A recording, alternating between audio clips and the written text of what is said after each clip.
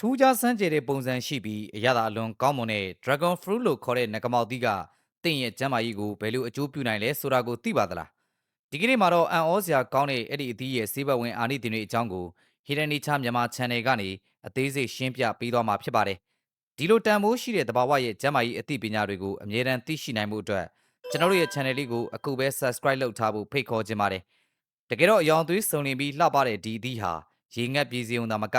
ခန္ဓာကိုယ်အတွက်လိုအပ်တဲ့အာဟာရဓာတ်များစွာပါဝင်နေပါတယ်။ဒီလျှို့ဝှက်ချက်တွေကိုသေချာနားလည်သွားတဲ့အခါမှာသင်ဟာနေ့စဉ်စားသောက်မှုပုံစံထဲမှာဒီအသီးကိုမဖြစ်မနေထည့်သွင်းစားသုံးလာပါလိမ့်မယ်။ရှေးဟောင်းသမိုင်းမှတ်တမ်းတွေအရဆိုရင်ဒီပင်တွေဟာမူလက Central America လို့ခေါ်တဲ့ဗဟိုအမေရိကဒေသတွေမှာအများဆုံးပေါက်ရောက်ခဲ့တာကိုတွေ့ရပါတယ်။နာမည်ကျော်စူးစမ်းရှာဖွေသူတဦးဖြစ်တဲ့ Christopher Columbus ရဲ့ခီးစဉ်တွေကနေတဆင့်ကမ္ဘာနိုင်ငံအသီးသီးကိုကြဲကြဲပြန့်ပြန့်ရောက်ရှိလာခဲ့တာဖြစ်ပါတယ်။ဒီလိုနဲ့အခုချိန်မှာတော့အာရှတိုက်တခွင်မှာပါအလွယ်တကူစိုက်ပျိုးနိုင်နေပြီဖြစ်တာမို့လူတိုင်းဝယ်ယူစားသုံးလို့ရနေပြီဖြစ်ပါတယ်။ကျန်းမာရေးဆိုင်ရာအကျိုးကျေးဇူးတွေကိုကြည့်မယ်ဆိုရင်ပထမဆုံးအနေနဲ့သူ့ထဲမှာဗီတာမင်စီဓာတ်တွေအမြောက်အများပါဝင်နေတာကိုတွေ့ရမှာဖြစ်ပါတယ်။ဒါကြောင့်နေ့စဉ်ပုံမှန်စားသုံးပေးမယ်ဆိုရင်ပြင်ပယောဂါတွေကိုတိုက်ထုတ်ပေးတဲ့ immune system လို့ခေါ်တဲ့ကိုယ်ခံအားစနစ်ကိုအကောင်းဆုံးမြင့်တင်ပေးနိုင်စွမ်းရှိတာဖြစ်ပါတယ်။အထူးသဖြင့်ရာသီအကူးပြောင်းတွေမှာအဖြစ်များတဲ့ဖျားနာမှုတွေကိုထိထိရောက်ရောက်ကာကွယ်နိုင်မှုအတွက်ဒီအသီးကအကောင်းဆုံးအထောက်အကူပေးနိုင်မှာဖြစ်ပါတယ်။နောက်ထပ်အရေးကြီးတဲ့အချက်ကတော့သူ့ထဲမှာအမြင့်တက်အမြောက်အများပါဝင်နေတာဖြစ်ပြီးဒါဟာကျွန်တော်တို့ရဲ့နေ့စဉ်ကျန်းမာရေးအတွက်အလွန်အရေးပါတဲ့အချက်ဖြစ်ပါတယ်။အမြင့်တက်ကြွယ်ဝမှုကြောင့်အစာအိမ်နဲ့ဥလန်းချောင်းဆိုင်ရာပြဿနာတွေကိုဖြေရှင်းပေးနိုင်ပြီး digestion လို့ခေါ်တဲ့အစာချေစနစ်ကိုအထူးကောင်းမွန်စေတာကိုတွေ့ရပါတယ်။ဝမ်းချုပ်တတ်တဲ့သူတွေအနေနဲ့ပုံမှန်စားသုံးပေးမယ်ဆိုရင်ဝမ်းမှန်စေပြီးဥလန်းချောင်းတစ်လျှောက်မှာရှိတဲ့မကောင်းတဲ့အညစ်အကြေးတွေကိုတန့်စင်ဖယ်ရှားပေးနိုင်မှာဖြစ်ပါတယ်။ဒါအပြင်ဥလန်းချောင်းတွေကအကျိုးပြုဘက်တီးရီးယားတွေအတွက်လိုအပ်တဲ့ prebiotic အရင်းမြစ်ကောင်းတစ်ခုအဖြစ်လဲထိထိရောက်ရောက်လှုပ်ဆောင်ပေးနိုင်တာကိုတွေ့ရပါတယ်။ခန္ဓာကိုယ်အတွက်မရှိမဖြစ်လိုအပ်တဲ့နောက်ထပ်ဓာတ်တစ်မျိုးကတော့ယောဂအမျိုးမျိုးကိုကာကွယ်တားဆီးပေးနိုင်တဲ့ antioxidants လို့ခေါ်တဲ့ဓာတ်တိုးဆန့်ကျင်ပစ္စည်းတွေပါ။ဒီအသီးထဲမှာပါဝင်တဲ့ဓာတ်တိုးဆန့်ကျင်ပစ္စည်းတွေဟာခန္ဓာကိုယ်ထဲက cell တွေပျက်စီးခြင်းကိုတိတိတသာကာကွယ်ပေးနိုင်တာကိုတွေ့ရပါတယ်။ cell တွေပျက်စီးမှုကိုတားဆီးပေးတာကြောင့်အရွယ်မတိုင်ခင်အိုမင်းညှိညော်ခြင်းတွေကိုဟန်တားပေးပြီးနုပြိုမှုကိုထိမ့်သိမ်းပေးပါတယ်။ကင်ဆာယောဂကဲ့သို့သောနာတာရှည်ယောဂဆိုးတွေဖြစ်ပွားနိုင်ခြင်းကိုလည်းအထူးလျှော့ချပေးနိုင်စွမ်းရှိကြောင်းဆေးပညာရှင်တွေကအတည်ပြုထားပါတယ်။နှလုံးနဲ့ပတ်သက်တဲ့ယောဂတွေကိုကာကွယ်ဖို့အတွက်ဆိုရင်လည်းဒီအသီးဟာသဘာဝကပေးတဲ့အကောင်းဆုံးလက်ဆောင်တစ်ခုအဖြစ်တည်ရှိနေပါတယ်။နှလုံးသွေးကြောထဲမှာပိတ်ဆို့နေတဲ့မကောင်းတဲ့ကိုလက်စထရောတွေကိုလျှော့ချပေးနိုင်ပြီးနှလုံးကျန်းမာရေးကိုအထူးမြင့်တင်ပေးနိုင်မှာဖြစ်ပါတယ်။သွေးလည်ပတ်မှုစနစ်ကိုကောင်းမွန်စေတာကြောင့်သွေးတိုးယောဂရှိသူတွေအနေနဲ့လည်းစိတ်ချယုံကြည်စွာနေ့စဉ်ပုံမှန်စားသုံးပေးလို့ရတဲ့အသီးဖြစ်ပါတယ်။ခန္ဓာကိုယ်ထဲမှာရှိတဲ့သွေးတွင်းသကြားဓာတ်ကိုထိန်းညှိပေးနိုင်စွမ်းရှိတာကြောင့်စီးကြိုယောဂတွေအတွက်လည်းတင့်တော်တဲ့အသီးတစ်မျိုးဖြစ်ပါတယ်။သကြားဓာတ်ရုတ်တရက်မြင့်တက်လာခြင်းကိုဟန်တားပေးနိုင်ပြီးအင်ဆူလင်ထွက်ရှိမှုကိုပုံမှန်ဖြစ်အောင်ကူညီပံ့ပိုးပေးနိုင်တာကိုလည်းတွေ့ရှိရပါတယ်။ဒီအသီးမှာအနီရောင်နဲ့အဖြူရောင်ဆိုပြီးနှစ်မျိုးရှိတဲ့အထက်ကအနီရောင်အသီးမှာအာဟာရဓာတ်ပိုမိုကျွယ်ဝစွာပါဝင်နေပါတယ်။အနီရောင်အသီးထဲမှာပါဝင်တဲ့သဘာဝဆေးရောင်ခြည်ပစ္စည်းတွေဟာသွေးအားနဲ့ယောဂါကိုကာကွယ်ပေးနိုင်ပြီးသွေးထွက်တာကိုလည်းလျော့နည်းစေပါတယ်။ခန္ဓာကိုယ်အတွက်အရေးပါတဲ့ iron လို့ခေါ်တဲ့သံဓာတ်လည်းလုံလောက်စွာပါဝင်နေတာကြောင့်သွေးနီဦးဆဲတွေဖြစ်ပေါ်မှုကိုအထူးအားပေးကူညီနိုင်မှာဖြစ်ပါတယ်။သံဓာတ်ဆုပ်ယူမှုကိုပိုမိုကောင်းမွန်စေဖို့အတွက်ဗီတာမင်စီနဲ့တွဲဖက်ပြီးအလုပ်လုပ်တာကြောင့်သွေးအားနည်းသူတွေအတွက်အထူးသင့်တော်တာဖြစ်ပါတယ်။ကြွက်သားတွေနဲ့အာယုံကြောစနစ်ကိုပုံမှန်အလုပ်လုပ်နိုင်မှုအတွက်အလွန်အရေးပါတဲ့မက်ဂနီဆီယမ်ဓာတ်တွေလည်းများစွာပါဝင်နေပါတယ်။မက်ဂနီဆီယမ်ဓာတ်လုံလောက်စွာရရှိတဲ့အတွက်ကြောင့်ညဘက်တွေမှာကောင်းစွာအိပ်ပျော်စေဖို့နဲ့စိတ်ပီစီးမှုတွေကိုလျှော့ချပေးဖို့ကူညီနိုင်ပါတယ်။အယိုးတွေတန်ဆွမ်းဖို့အတွက်လိုအပ်တဲ့ကယ်ဆီယမ်ဓာတ်တွေလည်းပါဝင်တာကြောင့်အယိုးဘွားယောဂဖြစ်ပွားမှုကိုအထူးကာကွယ်ပေးနိုင်မှာဖြစ်ပါတယ်။အစစ်မြစ်ရောင်ရဲမှုတွေကိုတက်တာစေဖို့အတွက် inflammation ကိုလျှော့ချပေးနိုင်တဲ့အစွမ်းတတ္တိတွေလည်းဒီအသီးမှာပါဝင်နေပါတယ်။အထူးသဖြင့်အသက်အရွယ်ကြီးရင်လာသူတွေမှာဖြစ်တတ်တဲ့အစစ်မြစ်ကြိုက်ခဲမှုတွေကိုတက်တာစေဖို့အတွက်ပုံမှန်စားသုံးပေးတဲ့အသီးတစ်မျိုးဖြစ်ပါတယ်။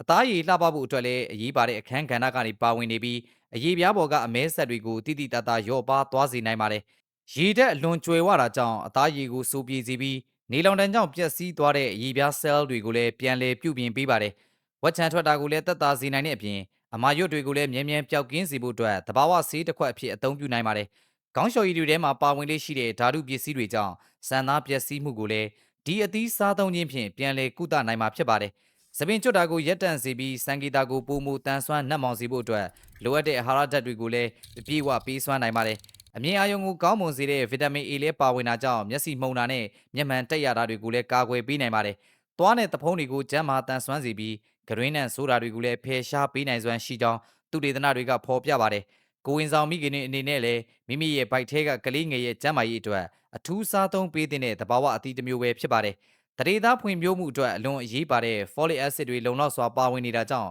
ကလေးငယ်တွေရဲ့အုံနောက်နဲ့အာယုံကြောကိုကောင်းမွန်စေပါတယ်ကိုယ်လေးချိန်ရှော့ချလူသူတွေအတွက်လည်းကယ်လိုရီပါဝင်မှုအလွန်နည်းပါတဲ့အတွက်စိတ်ချလက်ချစားသုံးနိုင်တဲ့သေးစားတစ်မျိုးအဖြစ်သတ်မှတ်နိုင်ပါတယ်အစီဓာတ်လုံးဝမပါဝင်တဲ့အပြင်အမြင်ဓာတ်တွေကဗိုက်ပြည့်လွယ်စေတာကြောင့်အစားအစာအလွန်ကျွံစားမိတာမျိုးကိုတားဆီးပေးနိုင်မှာဖြစ်ပါတယ်အားကစားပြုလုပ်ပြီးတဲ့အချိန်တွေမှာခန္ဓာကိုယ်ကဆုံးရှုံးသွားတဲ့ရေဓာတ်တွေကိုအမြန်ဆုံးပြန်လည်ဖြည့်တင်းပေးနိုင်တဲ့အသီးလည်းဖြစ်ပါတယ်ကြောက်ကဲ့ရဲ့လုပ်ငန်းဆောင်တာတွေကိုပုံမူကောင်းမွန်စေပြီးစီလန်းချောင်းဆိုင်ရာပြဿနာတွေကိုလည်းအထူးကာကွယ်တားဆီးပေးနိုင်တာကိုတွေ့ရပါတယ်အသေးရဲ့အစိတ်တောက်တွေဖယ်ရှားရေးလုပ်ငန်းစဉ်တွေမှာလည်းများစွာအထောက်အကူပြုနိုင်တာကြောင့်အသေးကျန်းမာရေးကိုအကောင်းဆုံးစောင့်ရှောက်ပေးနိုင်မှာဖြစ်ပါတယ်သွေးလွန်တုပ်ကွေးယောဂဖြစ်ပွားတဲ့အခါမှာသွေးကြောတွေကသွေးဥမွှားအရေးအတွက်တွေကျဆင်းသွားတာကိုအမြန်ဆုံးပြန်လည်မြင့်တင်ပေးနိုင်တဲ့အစွမ်းလည်းရှိပါတယ်။ပန်းနိုင်ရင်ကျက်ယောဂရှိသူတွေအနေနဲ့လည်းအသက်ရှူလမ်းကြောင်းကိုရှင်းလင်းစေပြီးချောင်းဆိုးတာတွေကိုတက်တာစေဖို့အတွက်ပုံမှန်စားသုံးပေးသင့်ပါတယ်။စိတ်သက်ကျဆင်းမှုတွေကိုရှော့ချပေးနိုင်တဲ့အစွမ်းတတိရှိတာကြောင့်နေ့စဉ်ဘဝကိုတက်ကြွလန်းဆန်းစွာဖြတ်သန်းနိုင်မှုကူညီပါတယ်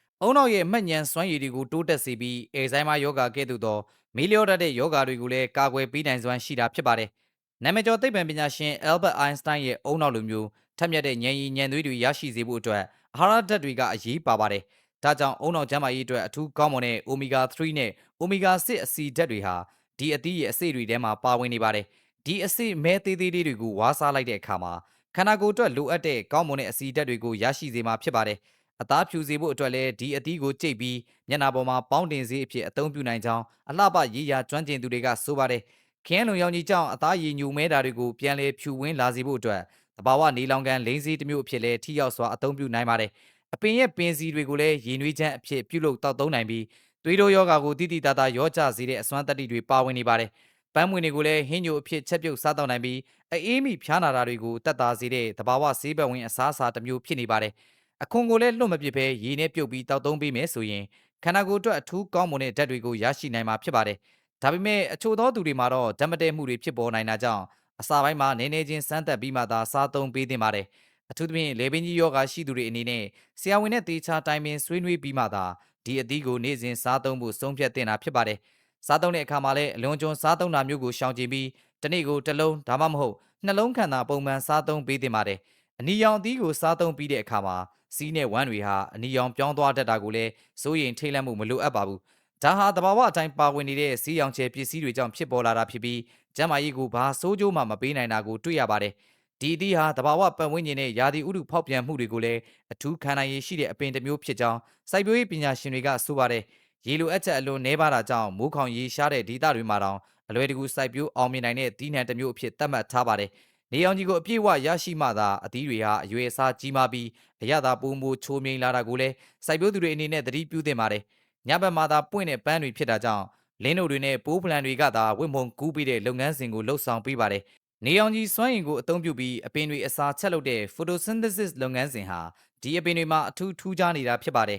။ဒီပညာတိုးတက်လာတဲ့ခေတ်ကြီးထဲမှာကမ္ဘာကျော်ဘီလီယံနာကြီး Bill Gates လိုပုဂ္ဂိုလ်တွေတောင်တဘာဝအစားအစာတွေရဲ့တန်ဖိုးကိုအတိအမှတ်ပြုလာပါတယ်။ခင်မီဆေးဝါးတွေဘယ်လောက်ပဲတိုးတက်လာပါစေတဘာဝကပေးတဲ့အာဟာရဓာတ်တွေကိုတော့ဘယ်အရာကမှအစားထိုးလို့မရနိုင်ပါဘူး။ဒါကြောင့်ကျွန်တော်တို့နေ့စဉ်ဖြတ်သန်းနေရတဲ့ဘဝတွေမှာဓာတုဗေဒပစ္စည်းတွေပါဝင်တဲ့အစားအစာတွေကိုတတ်နိုင်သမျှရှောင်ကျဉ်ကြရမှာဖြစ်ပါတယ်။လက်ဆက်ပြီးတဘာဝအတိုင်းရရှိနိုင်တဲ့တစ်သီးဝလံတွေကိုနေ့စဉ်မှန်မှန်စားသုံးပေးခြင်းဖြင့်ယောဂါတွေကိုအကောင်းဆုံးကာကွယ်နိုင်မှာပဲဖြစ်ပါတယ်။အခုပြောပြခဲ့တဲ့အချက်တွေကိုကြည့်မယ်ဆိုရင်ဒီအသီးဟာတာမန်အသီးတစ်လုံးထက်ကိုပိုပြီးတန်ဖိုးကြီးမားနေတာကိုတွေ့ရမှာပါ။အရသာလည်းရှိကျန်းမာရေးအတွက်လည်းများစွာအထောက်အကူပြုနိုင်တာကြောင့်မိသားစုတိုင်းရဲ့ရေခဲတရာထဲမှာအမြဲဆောင်ထားတဲ့အသီးဖြစ်ပါတယ်။ကလေးလူကြီးမရွေးကြိုက်နှစ်သက်တဲ့အရသာမျိုးရှိတာကြောင့်နေ့စဉ်အချိုဝဲအဖြစ်တော်၎င်းဖြော်ရည်အဖြစ်တော်၎င်းအမျိုးမျိုးဖန်တီးပြုလုပ်ပြီးစားသုံးနိုင်ပါတယ်။အခြားသီးသီးတွေနဲ့တွဲဖက်ပြီးစားသုံးမယ်ဆိုရင်လည်းပုံမူကောင်းမွန်တဲ့အရသာနဲ့အာဟာရဓာတ်တွေကိုနှစ်ဆတိုးပြီးရရှိနိုင်ပါတယ်။အထူးသဖြင့်ငှက်ပျောသီးပန်းသီးတို့နဲ့ရောဆက်ပြီ